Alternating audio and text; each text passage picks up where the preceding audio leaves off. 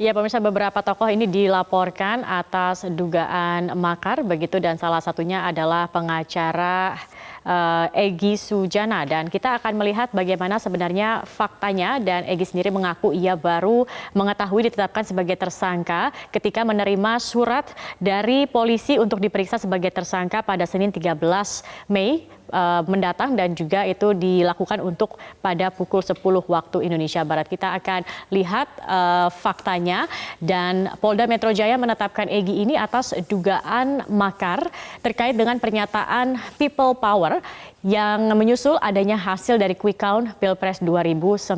Surat dari penyidik Direktorat Reserse Kriminal Umum Polda Metro Jaya bernomor S.PGL-3782-5 Romawi _Romawi Ditreskrimum, dan kasus ini sendiri atau penetapannya ini berdasarkan dari bukti permulaan, yakni pemeriksaan 6 saksi, ada 4 keterangan ahli, serta ada barang bukti berupa video dan juga pemberitaan di media sosial. Dan Egy Sujana ini akhirnya ditetapkan sebagai tersangka setelah adanya laporan yang masuk. Salah satunya adalah dari Dewi Ambarawati atau alias Dewi Tanjung. Ia melaporkan Egy Sujana ini atas dugaan makar dan juga ujaran kebencian. Ini berkaitan dengan beredarnya video Egy yang menyerukan People Power dalam sebuah orasinya. Laporan ini diterima oleh Polda Metro Jaya pada tanggal 24 April yang lalu, dan selain Dewi juga ada yang melaporkan Egy atas nama Suryanto. Ia merupakan relawan Jokowi Ma'ruf Center pada 19 April dengan tuduhan penghasutan. Selain itu memang dari Egy Sujana ini sendiri ia terjerat dengan beberapa pasal makar. Di antaranya ada 107 KUHP, ada 110 KUHP Junto 87 KUHP, kemudian juga ada pasal 14 ayat 1 dan 2, dan juga Pasal 15 Undang-Undang 1 tahun 1946. Apa saja pasal-pasal ini?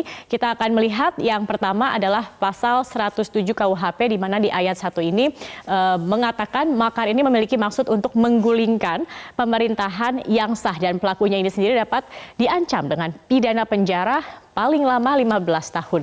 Dan ayat 2, para pemimpin atau pengatur makar ini bisa diancam dengan pidana penjara seumur hidup atau paling lama 20 tahun penjara. Kita akan lihat di pasal selanjutnya, yaitu pasal 110 KUHP.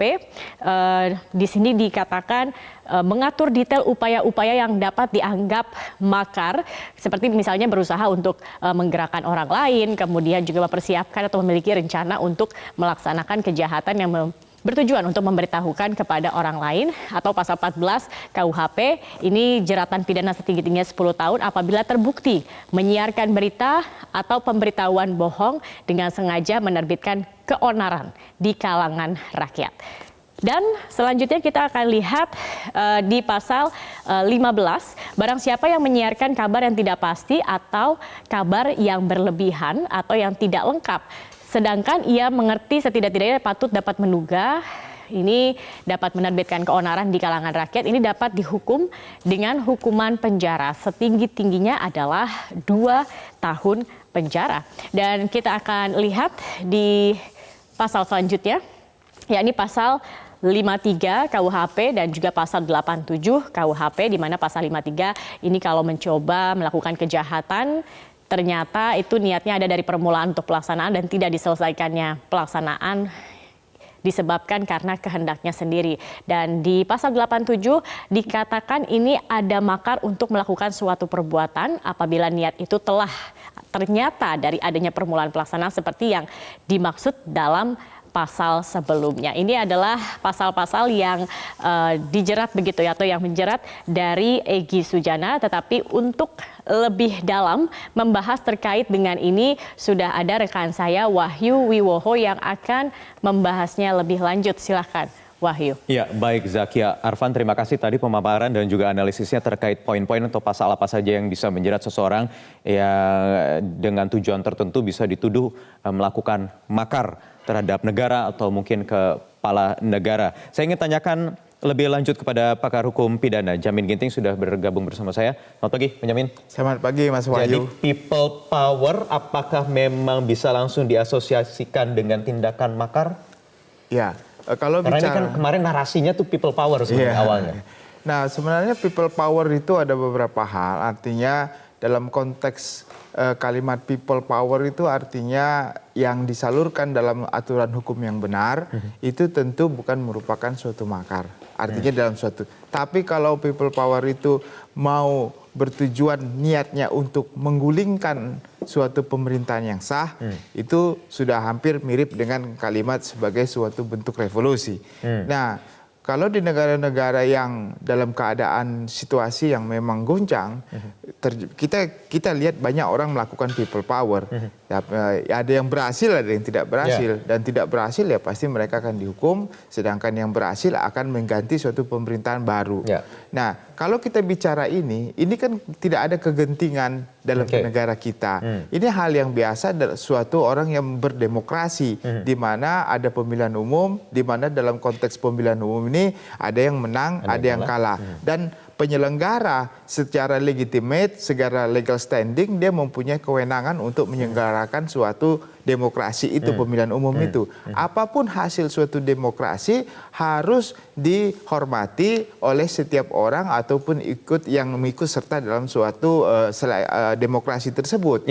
Nah, kalau dia merasa tidak senang atau merasa kalah, ada alur-alur hukum yang memang sudah disediakan. Seperti dia bisa mengajukan ke Mahkamah Konstitusi untuk kecurangan-kecurangan tersebut. Tapi kalau ada suatu niat untuk people power untuk tidak menerima hasil suatu legitimasi suatu KPU yang sudah menentukan kemenangan, dan itu akan mengakibatkan suatu bentuk kekacauan dan keonaran dalam suatu masyarakat, itulah tadi sudah dijelaskan ada beberapa pasal yang bisa diterapkan bagi orang yang sengaja mempunyai niat untuk membuat keonaran dengan dalam rangka tidak mengakui suatu legitimasi suatu lembaga yang memang sudah ditetapkan. Lembaga sebagai penyelenggara pun juga bisa ketidakpercayaan dengan menuntut. Kalau narasi-narasi yang kita lihat belakangan ini kan dari sejumlah tokoh kan untuk tidak mengakui hasil yang sudah ditetapkan oleh penyelenggara negara. Bahkan sebelum ditetapkan, lebih dulu begitu.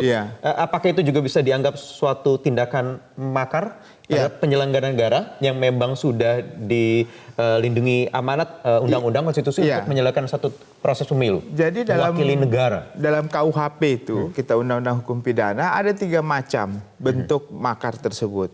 Kenapa dianggap sebagai suatu makar? Pertama, dia karena ingin menghilangkan atau ingin menciderai pemimpinnya, kepala negaranya, keamanan nyawa dari presiden atau wakil. Itu ada di pasal 104. Lalu yang kedua, dia ingin merubah konteks daripada wilayah negara Republik Indonesia. Jadi dia ingin melepaskan diri, ingin melepaskan diri atau ingin membuat negara sendiri dalam NKRI itu di pasal 106. Sedangkan di pasal 107 tadi yang disebutkan itu tidak ingin membuat goyang suatu pemerintahan yang sah. Bagaimana cara menggoyangkan suatu pemerintahan yang sah? Ya tentu lembaga-lembaga yang sudah dibentuk oleh pemerintahan sah itu tidak dipercaya, sehingga kepercayaan yang kepada lembaga itu sampai kepada kepercayaan kepada pemerintahan yang sah hilang. Nah, kalau hilang kepercayaan tersebut, seakan menghasut orang, membuat suatu keonaran, ketidakpercayaan terhadap pemerintah itu dengan membawa masyarakat seluruhnya, sebenarnya itu ada suatu bentuk makar dalam konteks 107. Berarti sudah masuk makar kalau artinya tidak harus langsung ditujukan ke kepala negara, tetapi juga lembaga negara yang sudah ditunjuk sebagai penyelenggara pemilu misalnya itu ya. Iya, karena konteksnya adalah membuat suatu keonaran dan ketidakpercayaan kepada suatu pemerintahan yang sah, yang ingin menggulingkan suatu pemerintahan yang sah. Nah, pemerintahan itu kan dalam konteks luas kan tidak hanya seorang presiden, pemerintahan itu adalah suatu eksekutif, ya di mana di situ ada juga lembaga-lembaga non eksekutif yang membangun suatu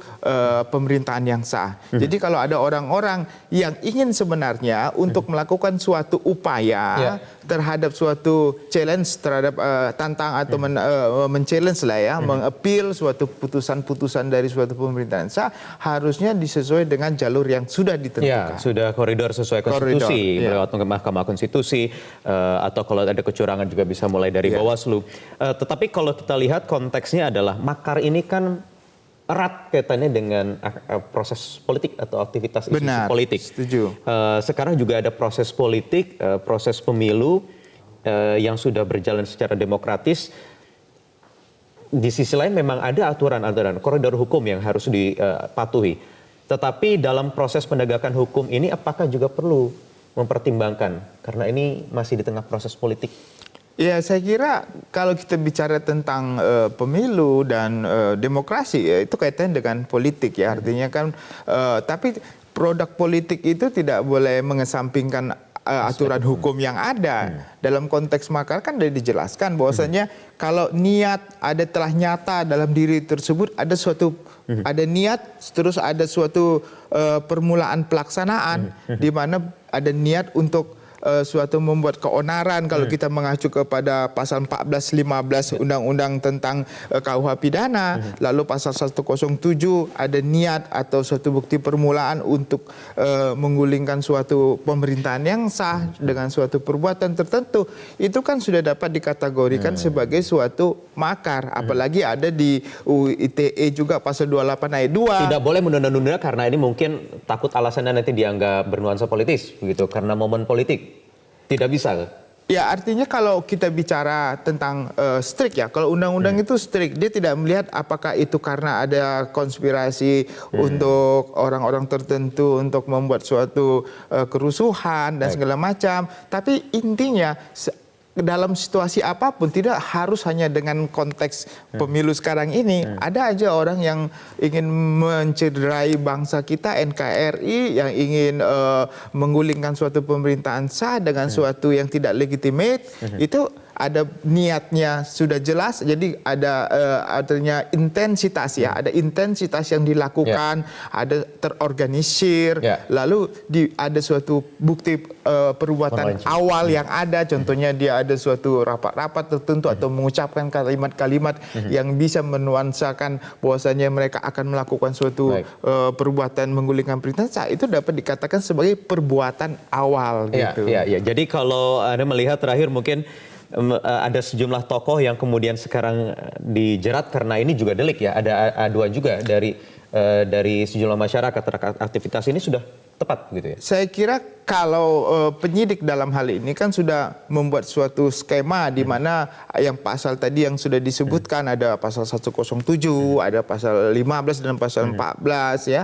Dan juga mungkin nanti ada undang-undang ITE yang menyangkut tentang pasal-pasal ini. Saya kira memang konstelasi yang ada ini sekarang ini membuktikan bahwasanya mereka punya kemampuan untuk melihat pasal-pasal itu tepat sekali untuk diterapkan kepada orang-orang tersebut. Cuma nanti memang pembuktiannya harus memang lebih dikuatkan lagi. Apakah memang cukup bukti untuk menunjukkan adanya perbuatan tersebut? Oke, baik. Terima kasih Pakar Hukum Pidana Jamin Ginting atas waktunya di Metro Pagi Prime Time.